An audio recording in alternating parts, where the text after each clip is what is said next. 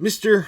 Thomas Bradford, or as many people in the United States like to call you, Tom Brady, or as people in the New England and Tampa areas like to call you, Jesus, you called retirement. And I guess in NFL, 7 championships is also the threshold, like in NASCAR, because you win 7 Super Bowls and then you dip. I really didn't see this coming. I really didn't. I really thought you'd come back. You're the immortal of the NFL, and you're done. So I wanted to give a little ode to you, as you can see in the title. Where I even begin with your illustrious career. First of all, yeah, 7 championships, I guess, is the threshold in the NFL, too. Maybe in the NBA as well. Maybe we'll see LeBron win 7. I don't know how many championships he's won. Maybe he wins 7, and he'll call it a career. Maybe teams just will be evaporated after that. I'd love to see that happen to the Dallas Cowboys, by the way. But I'd be remiss if I didn't say I was a little bit happy that you were retiring, because it means that the league can grow and evolve more. Younger people can grow and evolve and stuff.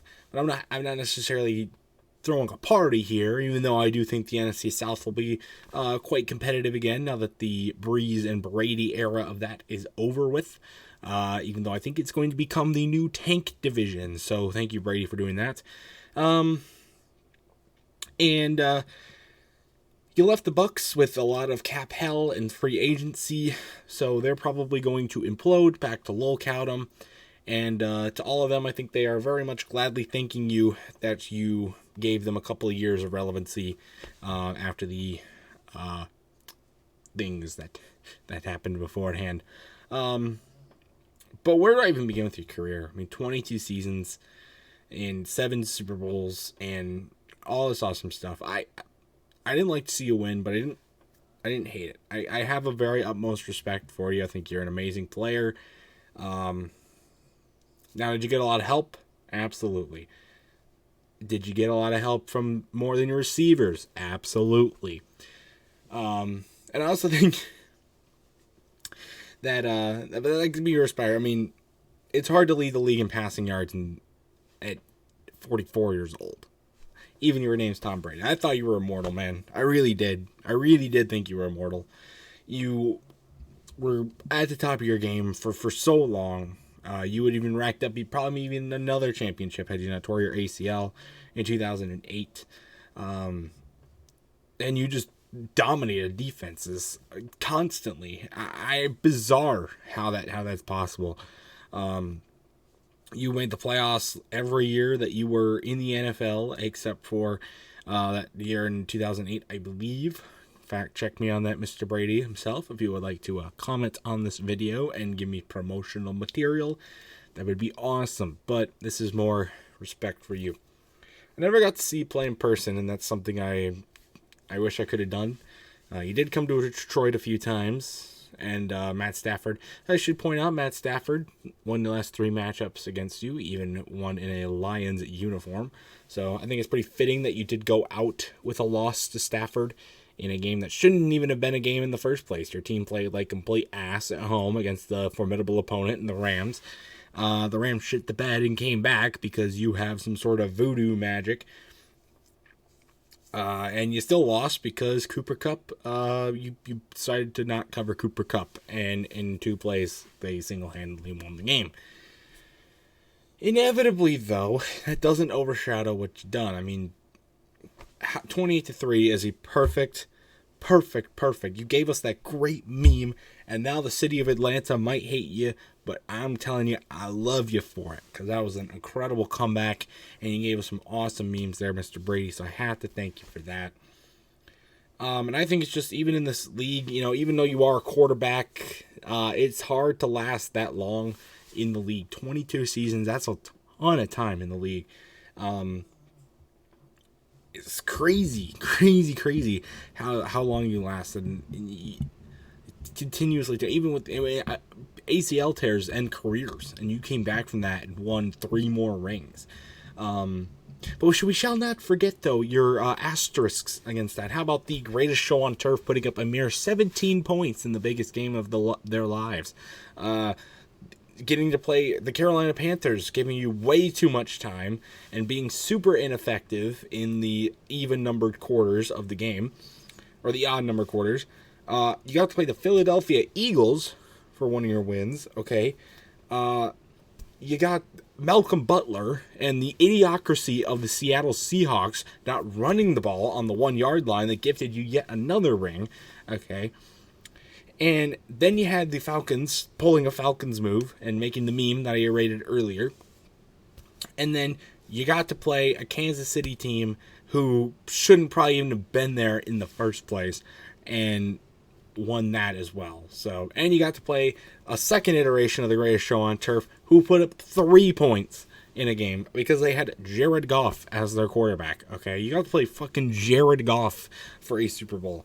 All right, how does it get any easier than that? And if it wasn't for the derpiness of Eli Manning, if it wasn't for you tearing your ACL in 2008, if it wasn't for Peyton Manning going on his great retirement tour in 2015, if it wasn't for literally any of those or more, you would have had more rings. And so I honestly didn't think it was going to end. I think it's a little hard to call it quits that quickly after leading the league in passing yards, after all you did. I think the fans, I think the league deserved a retirement tour for what I'm going to call the greatest quarterback of all time. You are the greatest of all time. I'm going to call you that with an asterisk. But no longer, I'm going to take off the asterisk. How about that? I made asterisks for each of your rings, so I guess that's enough for you. But I think you did deserve a retirement tour. If you had one more year left on your contract, might as well let the Bucs get a shine of glory for a third year. Maybe you would have won the Super Bowl again. Maybe you wouldn't have even made the playoffs. Who knows, okay? But what else can we thank you for? How about we could thank you for Rob Gronkowski and his career and him being one of the most overrated players in the league because you were throwing him the ball every time. We can thank you for completely sending the New York Jets, we'll get back to the Jets a little bit later, the Dolphins and the Bills legacies. You can thank them for only winning nothing over that period of time. You can thank Bill Belichick. Give Bill Belichick a little bit of his glorious thing, the Sith Lord. Okay, I don't think he's going to do that great without you under center for him to give play calls to, and for getting some of the most bandwagon fans in the entire league. I think we'll give you to that, but. Seriously, though, man, I have the utmost respect. You have a lot of people to thank, I know, and I'm probably not one of them, but you're awesome. I don't know how you can constantly tear up those defenses every year for so long. It was incredible to see the old. It's hard to root for you. It's hard to root for you, even though you're rooting for the old guy.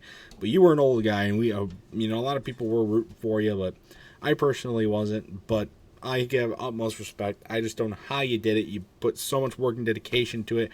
Being the last pick in the draft, in your draft class, coming out of a school at the University of Michigan, and you came out and became the greatest football player of all time. That's an incredible feat. Your legacy will live on forever. Thanks for the memories, man. Thanks for the memories. But that's not what people are going to remember. Also a smart move. I have to give you credit for making a smart move there, announcing your retirement just before the Super Bowl, so that everybody's going to be talking about that instead of the Super Bowl. So thanks for overriding the Cincinnati Bengals' first Super Bowl appearance in almost 40 years. So good job there, Brady. Thank you for also inducing a lot more talking points about how you didn't mention the Patriots at all in your entire retirement announcement. How do you not do that? Like, I know you left them, right? I know you left them 2 years ago, and I know it wasn't a very like a swan song exit, you know what I mean? But you played there for 20 years, and they dedicated The people literally dedicated their lives to you, man. Literally.